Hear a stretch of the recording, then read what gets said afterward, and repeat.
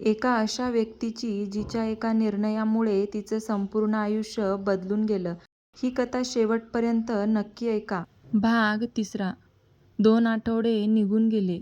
आज कंपनीच्या मालकाकडे कामाची जबाबदारी सोपवून प्रतापला पॅरिसला जावं लागणार होतं.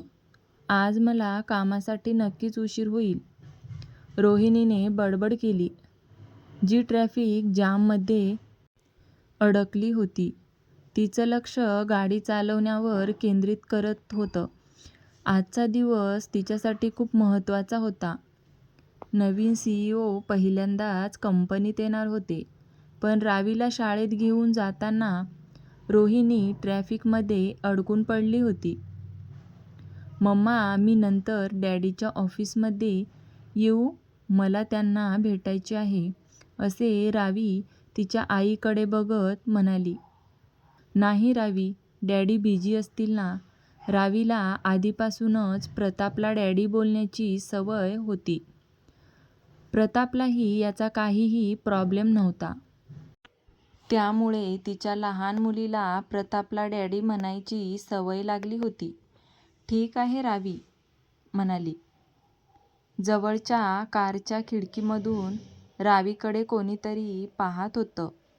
पण ती बाहेर बघणार की अचानक तिने तिच्या मम्मीकडे वळून पाहिलं.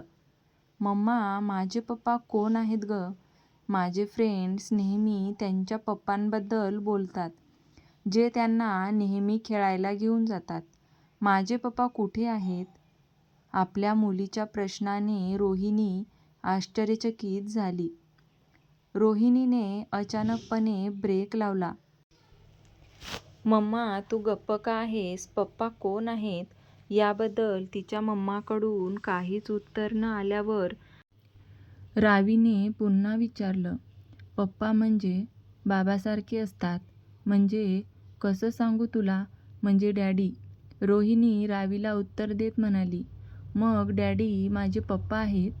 तिने गोंधळून विचारलं. पण डॅडी आपल्यासोबत का राहत नाहीत? माझ्या फ्रेंडच्या पप्पासारखं, जे तिला रोज शाळेत घेऊन जातात. काय उत्तर द्यावं या संभ्रमात असलेली रोहिणीने त्यांची गाडी रावीच्या शाळेसमोर वळवली आणि निश्वास सोडला. तिने ताबडतोब तिच्या लहान मुलीला सोडलं आणि तिला क्लासरूममध्ये सोडून घाईघाईने निघून गेली. खरं तर रोहिणीला तिच्या मुलीच्या प्रश्नाचं उत्तर द्यायचंच नव्हतं. ओ गॉड, मला माहीत होतं हा दिवस येईल, पण एवढ्या लवकर येईल असं वाटलं नव्हतं, रोहिणी म्हणाली. मी रावीला काय सांगू?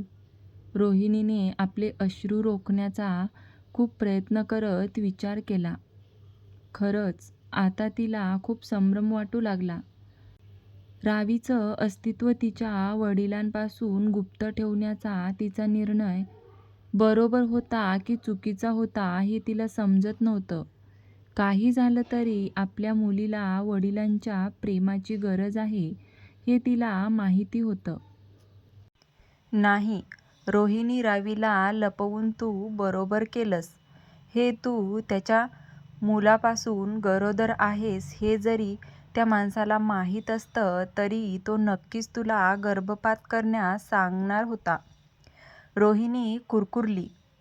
दोघंही मद्यधुंद अवस्थेत होते आणि त्यांनी नशेत जे केलं ते समजल्यावर तो माणूस किती रागावला होता हे तिला अजूनही आठवत होतं. हे जर इतर कोणाला कळल्यावर जीवे मारण्याची धमकीही त्या व्यक्तीने तिला दिली होती. म्हणून तर तिने तिथं कोणालाही काही न सांगता पॅरिस सोडलं होतं. त्याच्यासारख्या क्रूर माणसाबद्दल तुला वाईट वाटून घेण्यासारखं काही नाही. त्यालाही आता मुले असतील.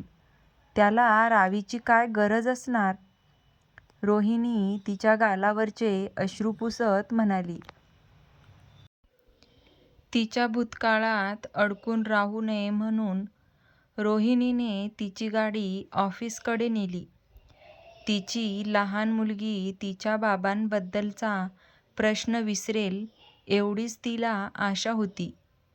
ज्या माणसाने तिला पॅरिस सोडण्यासाठी भाग पाडलं होतं आणि तिच्याबरोबर निर्दयपणे वागला होता, त्याला ते पुन्हा कधीही भेटणार नाहीत अशी आशा रोहिणीने व्यक्त केली. रोहिणी, लवकर इकडे ये. दिव्याने तिच्या जिवलग मैत्रिणीला बोलावलं, जी गोंधळलेली दिसत होती. ते त्यांच्या नवीन सीईओचे स्वागत करण्यासाठी व्यवस्थित रांगेत उभे होते. रोहिणी लगेच दिव्याकडे गेली. तिला थोडा उशीर झाला होता, त्यामुळे ती थोडी मागेच उभी राहिली. शिवाय ते उभे राहिल्यानंतर काही वेळातच प्रताप आणि नवीन सीईओ त्यांच्या ऑफिसच्या इमारतीत दाखल झाले. प्रताप प्रमाणेच सगळ्या कर्मचाऱ्यांनी कंपनी मालकाच्या आगमनाचे स्वागत केलं. ती मागे उभी असल्यामुळे तिला पुढे काय चालू आहे हे माहिती नव्हतं आणि तिला पुढे जाऊन जाणूनही घ्यायचं नव्हतं, कारण तिला आज उशीर झाला होता. आणि हे तिच्या नवीन बॉसला समजलं तर हे चांगलंच इम्प्रेशन पडणार नव्हतं. तिची नजर जमिनीवर होती. आता तिला खूप महागडे काळे शूज दिसत होते.